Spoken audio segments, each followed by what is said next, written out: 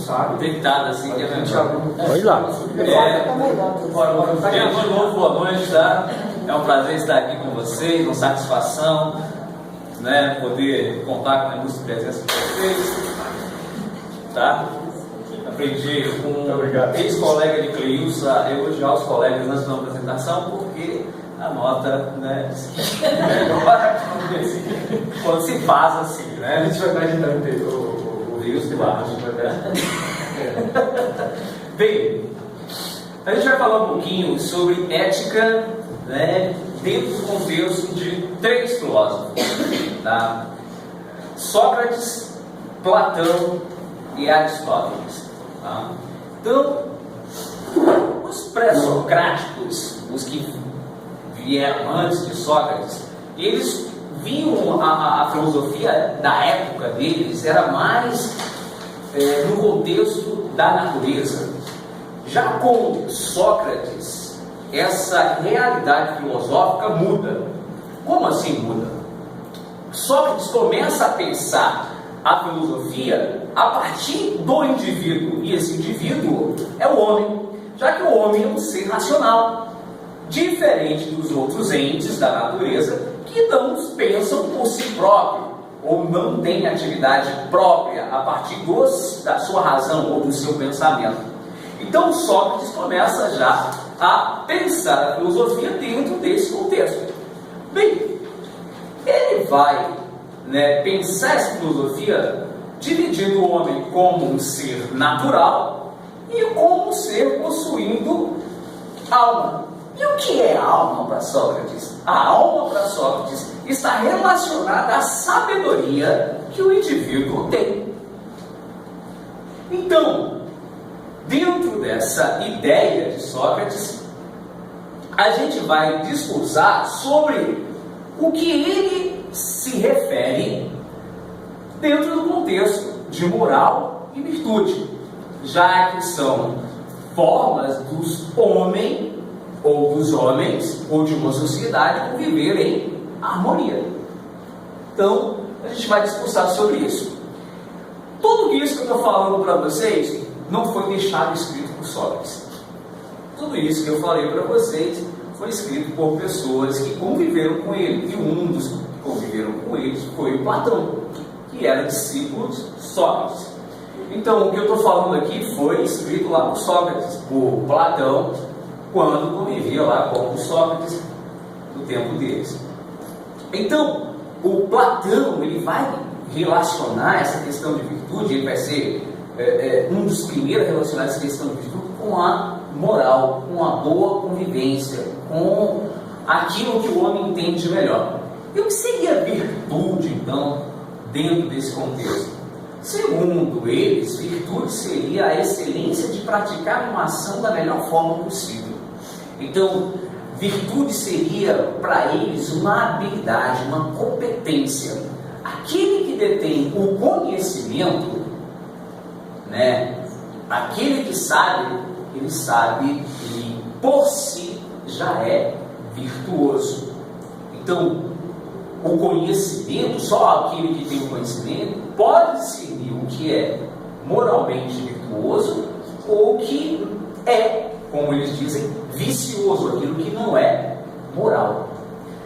Bem, dentro dessa ideia, o Aristóteles ele vai, né, embater com os dois, porque o Aristóteles pensa diferente dos dois. Os dois vai falar que a razão, né, que faz com que o indivíduo, só conhecendo, só a partir do conhecimento, só a partir da razão, do saber, que você se torna uma pessoa virtuosa ou não.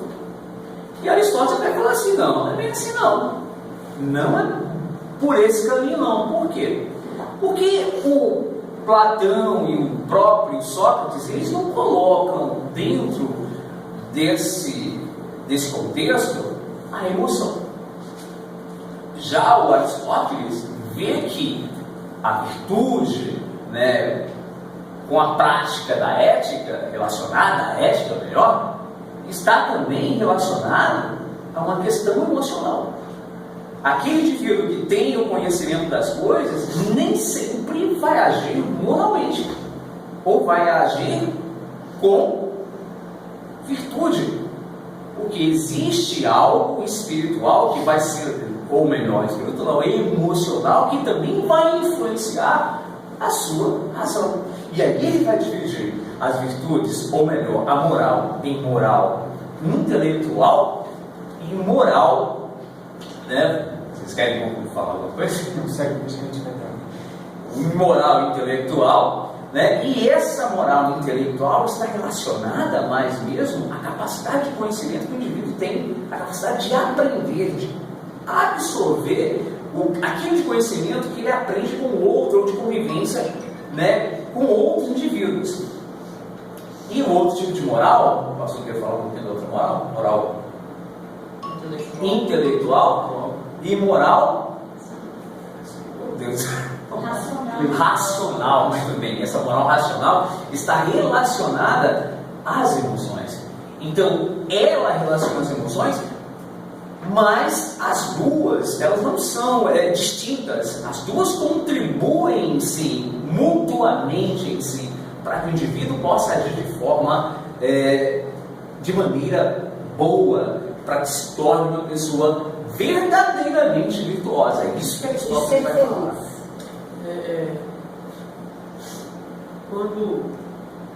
Quando Platão ele trata da ética, a ética como uma noção de virtude, de um homem virtuoso, ele, juntamente com Sócrates, que é o seu grande mestre, ele coloca, na verdade, a virtude como o indivíduo virtuoso, como um indivíduo racional, desligado de qualquer atitude emocional, exatamente porque ele compreende que a razão é o ponto principal do agir humano.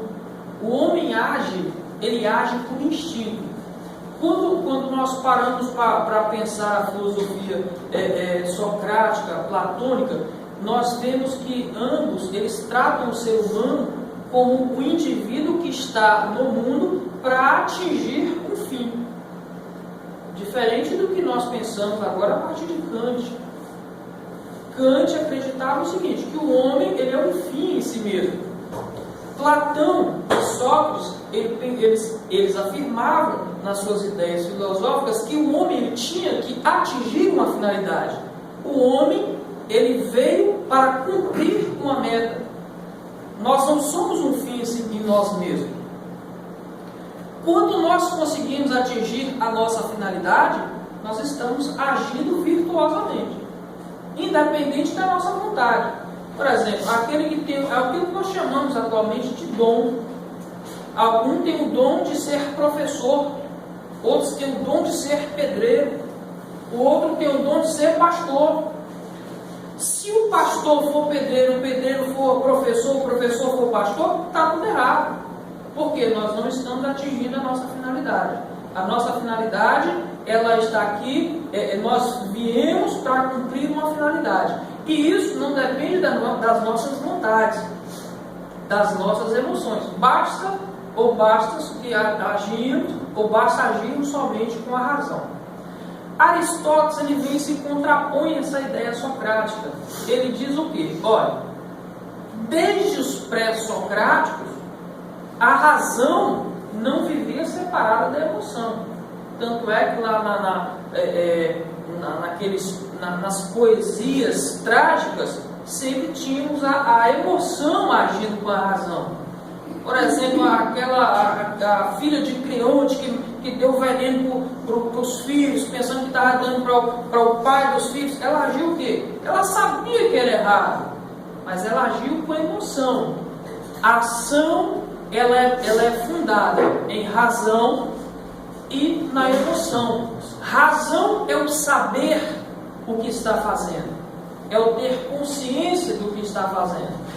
Já a emoção é o querer fazer, é a vontade de fazer, é agir de forma pensada e deliberadamente. Por isso que as ideias socráticas de ética, elas se contrapõem em parte às ideias de ética apontadas por Sócrates e Platão.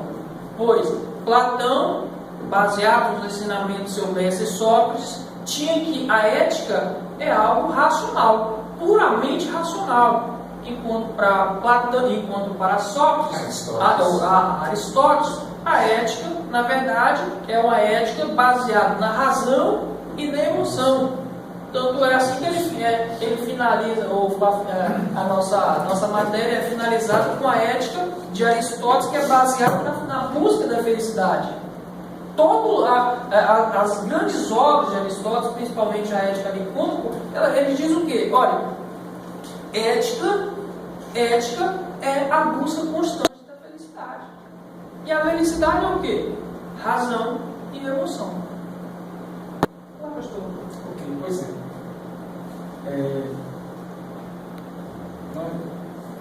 Vocês dois já colocaram já o básico de hoje.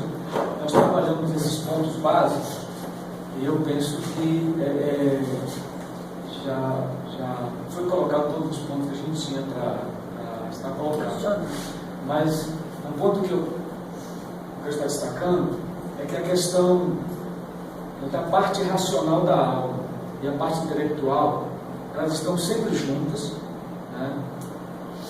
Numa visão aristotélica, elas se relacionam, estão sempre juntas, mas nunca se contrapõem. Elas estão sempre num encaixe, né?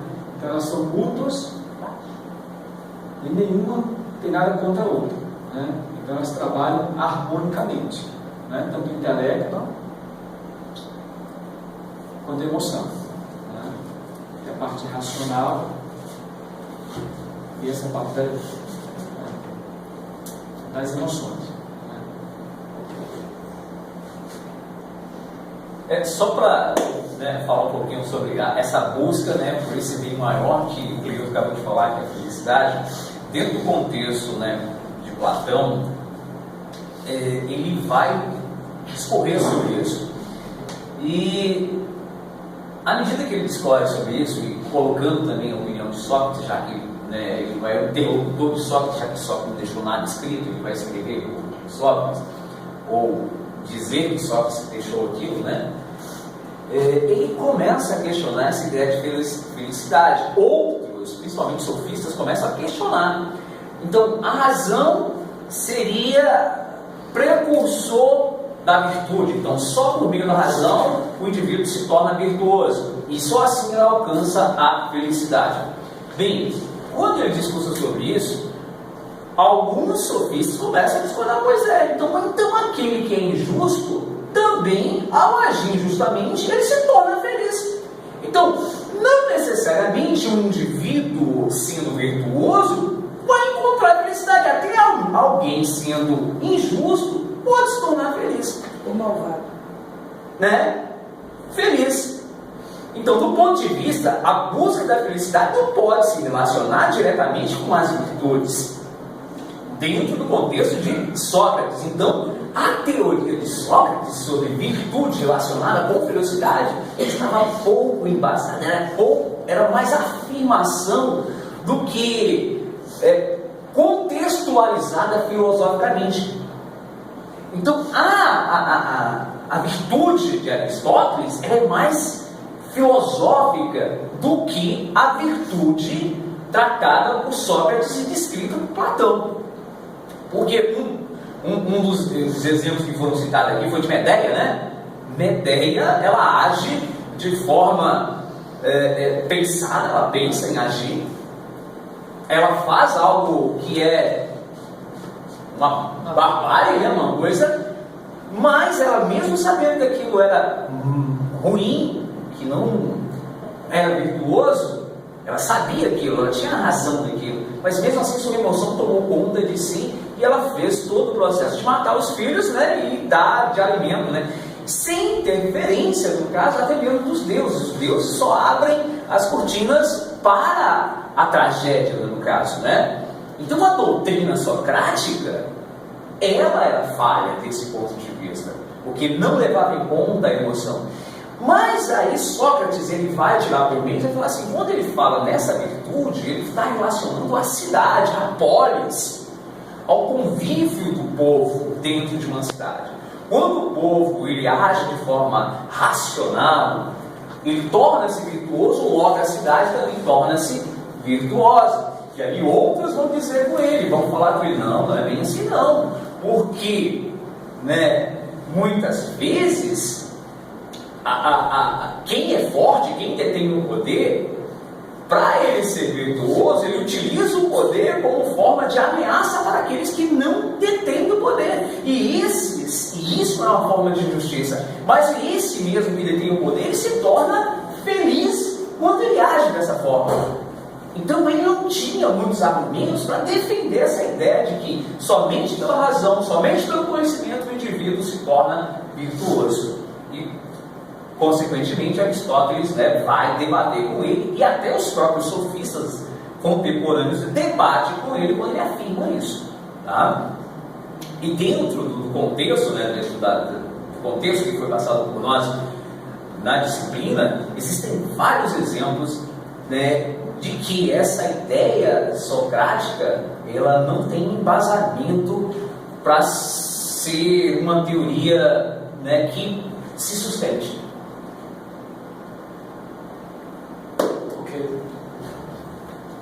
Bom, senhores, então a gente termina o nosso trabalho fazendo essa breve passagem pela filosofia aristotélica. Queríamos realmente aprofundar um pouco mais. O pastor tinha se preparado para falar 38 minutos, mas o tempo é muito curto para nós.